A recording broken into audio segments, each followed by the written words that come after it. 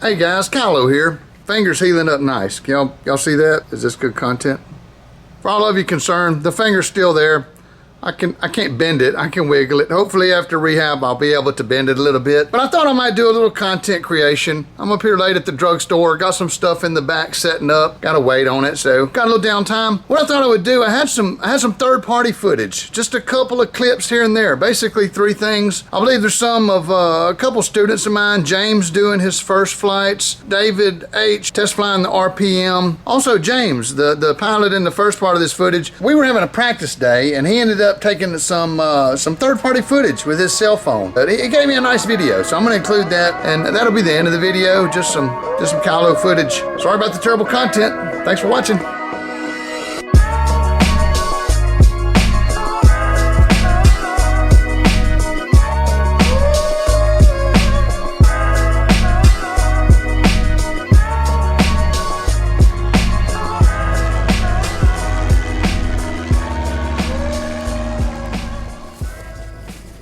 What a beautiful evening. So yeah, get yourself all set up, looking good. Oh cool, the sun's going behind the trees so it's not blinding my ass. All right, and just kind of game it. You can go deep brakes and lose a little altitude there. See how you're a little high? There you go. And then a little deeper. And that glide will degrade and you'll be coming in, but you're just about to the point where you either go around or commit. All right, so go around. Good call, I like it. And then eyes out to the horizon. I'll call your altitude, okay? All right, there's 30. There's 10. 5, 2, 1, 1. You didn't even flare, James. You want to try it again? Yeah, I do. All right, let me reset you.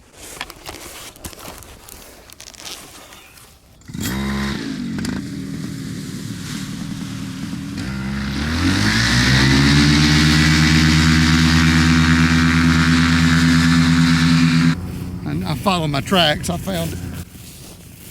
All right, that looks like you there, right? Out of your seat, kill the engine. You got the field made, looking good. And just be sure to flare this time, but wait on it. Eyes forward. There's 30, 20, 10, 5, 2, 1, 1. All right. A little bit early, a little bit hard. As you flared, you pulled too quickly. You're also drifting to your right a lot. That was you not controlling the direction. You were letting the wing fly you where it wanted to go instead of you flying the wing where you wanted to go. So if you were hands up all the way, that's probably the torque compensation. Or you could have had some pressure on that hand. Whatever the reason, you should have been pulling some left to keep it straight. That probably also would have got you more in the wind and been a slower landing. That's a minor little mistake. You'll find your feet pretty quickly. You're flying real good. It's hard to hurt yourself on these things if you're doing it right. Really having a blast. Yeah, these conditions are too good not to jam in. Yeah, this is it. We got another winner. He's a winner, even if he is on his knees. Oh, I'd say we could go again, but we don't have a strobe and it's busy traffic, and I think we're sunset out of time. Strobe gives you 30 more minutes. I think I got one. What do you think? I'll do it. Okay. I'm in.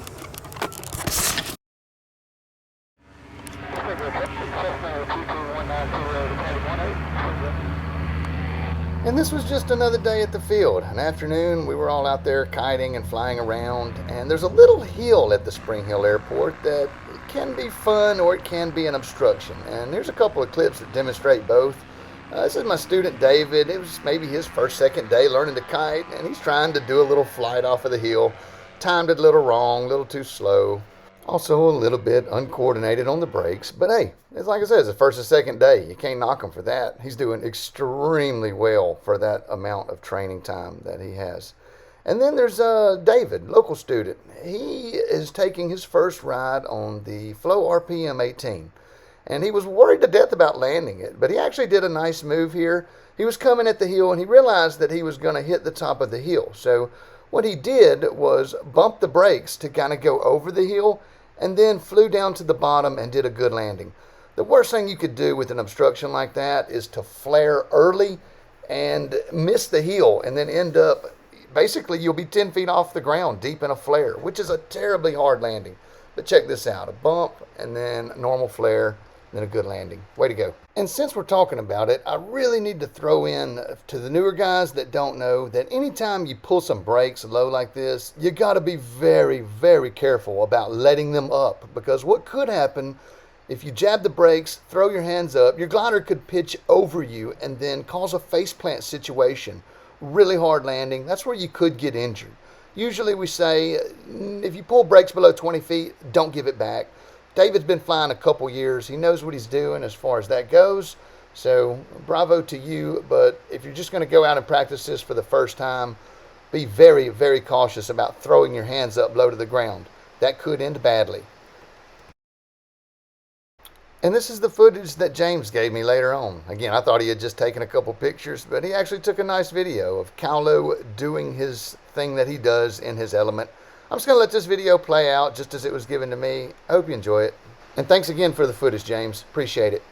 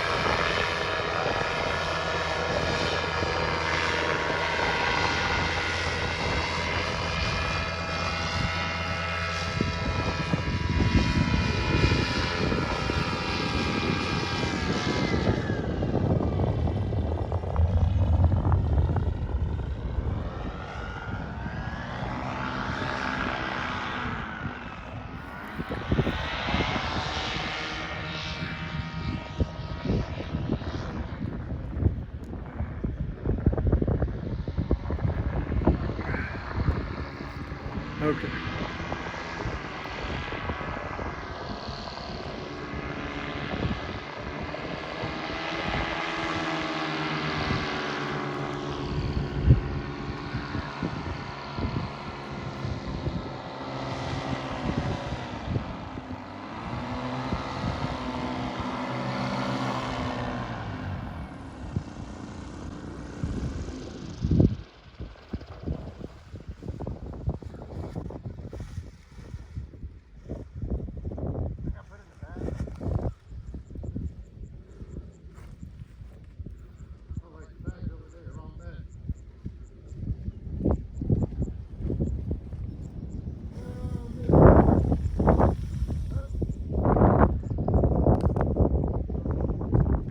So I'm going to throw this in here for those of you who are struggling with flaring and landing and doing it right. I just want to talk through a couple of points here.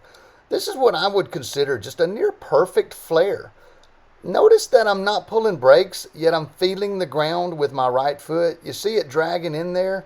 I'm not trying to look cool. I'm trying to land good and soft. And the only way to land soft is to come into the ground with speed. Now, I've got speed, and so what I'm doing, watch my hands, watch my feet. I'm touching the ground. I'm applying brakes, brakes, brakes until I get all the way to the bottom. At that point, I've been on the ground for a while. I pull all the line out, and then I start taking steps after I get my hands all the way down. It's so easy. You just have to wait on it. Most of the people that are struggling with landing and flaring are pulling brakes too soon, too fast, or too much. Wait on it. That wing will lift you when you pull the brakes. You have to trust it. You have to be looking ahead, feeling for the ground. See my foot? Contact the ground, looking ahead. I'm not looking down. I'm looking straight ahead. I feel the ground. I know where it's at. I'm pulling the brakes. When I get to the bottom, I just walk it out. It's just a couple of easy steps. The load transfers to my shoulders quite nicely. Just think about this. Watch it, learn it, try to emulate it in your own flying. Come in fast, pull the brakes slowly as you feel the ground.